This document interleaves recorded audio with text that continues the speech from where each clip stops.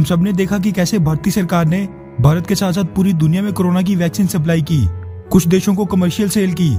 तो वहीं कुछ देशों को मदद के रूप में फ्री में भी वैक्सीन भेजी। इसी के साथ WHO वर्ल्ड हेल्थ ऑर्गेनाइजेशन का कोवैक्स चैरिटी प्रोग्राम, जिसके तहत WHO पूरी दुनिया के गरीब देशों में फ्री में वैक्सीन बांट रहा है, वो भी आज की डेट में वैक्सीन की सप्लाई के लिए पूरी तरह भारत पर निर्भर है। इसके लिए एक तरफ तो भारतीय सरकार की भारत के साथ साथ पूरी दुनिया में ही तारीफ हो रही है और प्रशंसा की जा रही थी कि कैसे भारतीय सरकार संकट की इस घड़ी में भी दूसरे देशों की मदद कर रही है। लेकिन भारत में लोगों का एक वर्ग ऐसा भी था जो शुरू से ही दूसरे देशों को वैक्सीन सप्लाई करने का विरोध कर रहा था और उन लोगों का मानना था कि दूसरे देशों को वैक्सीन सप्लाई करने से पहले भारतीय सरकार को अपने देश के सभी लोगों को वैक्सीनेट कर देना चाहिए। अब जब तक भारत में कोरोना की सिचुएशन ठीक चल रही थी और न्यू केसेस लगातार कम हो रहे थे, तब तक तो इन सब लोगों की कोई भी नहीं सुन रहा था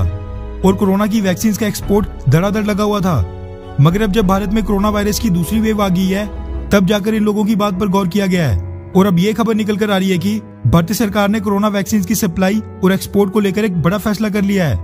दरअसल हिंदुस्तान टाइम्स के हवाले से एक एक्सक्लूसिव मीडिया रिपोर्ट सामने निकल कर आ रही है कि भारतीय सरकार ने अब सीरम इंस्टीट्यूट द्वारा मैन्युफैक्चर की जाने वाली एस्ट्राजेनेका वैक्सीन के सारे एक्सपोर्ट ऑर्डर फिलहाल के लिए रोककर डिले कर दिए हैं, जिसके बाद अब एस्ट्राजेनेका का कोई भी बड़ा ऑर्डर भारतीय सरकार के अगले आदेश तक एक्सपोर्ट नहीं किया जाएगा। रिपोर्ट्स के मुताबिक भारतीय सरकार ने ये फैसला भारत में दोबारा से बढ़ते केसेस को देखते हुए लिया है, जिसके बाद अब भारतीय सरकार कोरोना वायरस की टेस्टिंग और वैक्सीनेशन में और भी कई गुना ज्यादा तेजी लाने की तैयारी कर रही है। रिपोर्ट्स के मुताबिक पिछले थर्सडे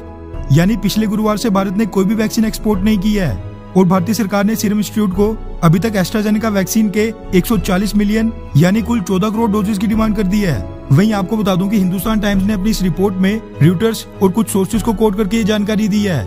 भारतीय सरकार के इस फैसले से भारत की वैक्सीन डिप्लोमेसी, जो पिछले कुछ समय से लगातार तेजी से बढ़ रही थी, उसको बहुत ही बड़ा धक्का लगने वाला है, क्योंकि बहुत ही हाई डिमांड के कारण ब्राजील, ब्रिटेन, मोरक्को और सऊदी अरब को एस्ट्राजेनेका वैक्सीन की शिपमेंट पहले ही काफी समय से डिले थी और भारतीय सरकार के इस कदम के बाद और भी ज्यादा होंगी। इसी के साथ भारतीय सरकार के इस फैसले से सबसे ज्यादा प्रभावित होगा WHO का कोवैक्स चैरिटी प्रोग्राम, जिसको लगभग 30% वैक्सीन अकेला serum institute of India supply करता है। मगर हमें ये भी देखना होगा कि स्थिति भारत में भी आज की डेट में बड़ी तेजी से खराब हो रही है और अगर आपने ग्राफ और आंकड़ों पर गौर किया होगा तो सेकंड वेव में कोरोना के नए केसेस फर्स्ट वेव से भी ज्यादा तेजी से बढ़ रहे हैं और अगर नंबर्स को देखें तो पिछले साल नवंबर के महीने के बराबर 45 से 50 हजार के बीच न्यू केसेस हर दिन सामने आ रहे हैं। अब ये सेकंड वेव भारतीय सरकार के लिए बड़ी चिंता का विषय इसलिए बनी है क्योंकि अब तो मार्केट में कोरोना की वैक्सीन भी आ गई हैं और पूरे देश भर में भी कई लाखों लोग वैक्सीनेट हो गए हैं, लेकिन फिर भी नए केसेस फर्स्ट वेव से ज्यादा तेजी से बढ़ रहे हैं। इसीलिए भारतीय सरकार ने वैक्सीन के एक्सपोर्ट को रोकने का फैसला किया है। वैसे गौर करने वाली बात यह भी है कि नए केसेस में